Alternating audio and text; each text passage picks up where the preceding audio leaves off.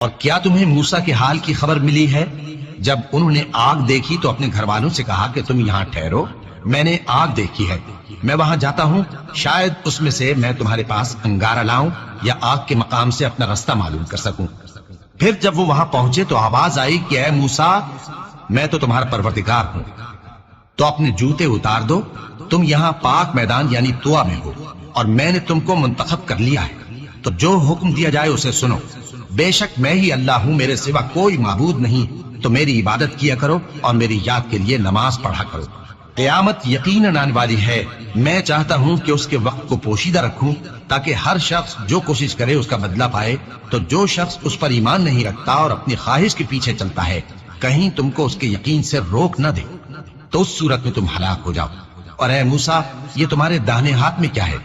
انہوں نے کہا یہ میری لاٹھی ہے، اس پر میں ٹیک لگاتا ہوں اور اس سے اپنی بکریوں کے لیے پتے جھاڑتا ہوں، اور اس میں میرے اور بھی کئی فائدے ہیں۔ فرمایا کہ موسیٰ اسے زمین پر ڈال دو، تو انہوں نے اس کو ڈال دیا اور وہ یکا یک سانپ بن کر دوڑنے لگا۔ فرمایا کہ اسے پکڑ لو اور ڈرنا مت، ہم اس کو ابھی اس کی پہلی حالت پر لوٹا دیں گے، اور اپنا ہاتھ اپنی بغل میں دبا لو کہ وہ کسی عیب و بیماری کے بغیر سفید چمکتا دمکتا نکلے گا۔ یہ دوسری نشانی ہے تاکہ ہم تمہیں اپنے بڑے بڑے نشانات دکھائیں۔ تم فرعون کے پاس جاؤ کہ وہ سرکش ہو رہا ہے،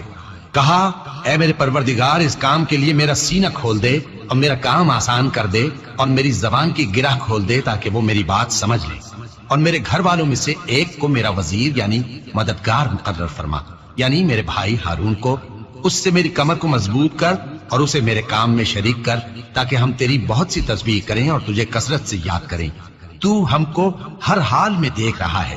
فرمایا موسیٰ، تمہاری دعا قبول کی گئی، اور ہم نے تم پر ایک بار اور بھی احسان کیا تھا جب ہم نے تمہاری والدہ کو الہام کیا تھا جو تمہیں بتایا جاتا ہے، وہ یہ تھا کہ اسے یعنی موسیٰ کو صندوق میں رکھو، پھر اس صندوق کو دریا میں ڈال دو تو دریا اس کو کنارے پر ڈال دے گا، اور میرا اور اس کا دشمن اسے اٹھا لے گا۔ اور موسیٰ، میں نے تم پر اپنی طرف سے محبت ڈال دی، اور اس لیے کہ تم میرے سامنے پرورش پاؤ۔ جب تمہاری بہن وہاں فرعون کے ہاں گئی اور کہنے لگی کہ میں تمہیں اس کا پتہ دوں جو اس کو پالے پوسے، تو اس طریق سے ہم نے تم کو تمہاری ماں کے پاس پہنچا دیا تاکہ ان کی آنکھیں ٹھنڈی ہوں اور وہ رنج نہ کریں۔ اور تم نے ایک شخص کو مار ڈالا تھا تو ہم نے تم کو غم سے نجات دی، اور ہم نے تمہاری کئی بار آزمائش کی، پھر تم کئی سال اہل مدین میں ٹھہرے رہے۔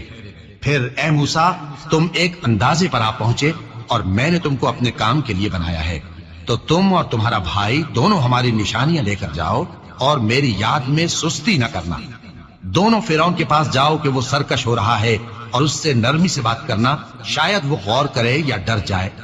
دونوں کہنے لگے کہ اے ہمارے پروردگار، ہمیں خوف ہے کہ وہ ہم پر زیادتی کرنے لگے یا زیادہ سرکش ہو جائے۔ اللہ نے فرمایا کہ ڈرو مت، میں تمہارے ساتھ ہوں کہ سنتا اور دیکھتا ہوں۔ اچھا تو اس کے پاس جاؤ اور کہو کہ ہم آپ کے پروردگار کے بھیجے ہوئے ہیں، تو بنی اسرائیل کو ہمارے ساتھ جانے کی اجازت دیجیے اور انہیں عذاب نہ کیجیے۔ ہم آپ کے پاس آپ کے پروردگار کی طرف سے نشانی لے کر آئے ہیں،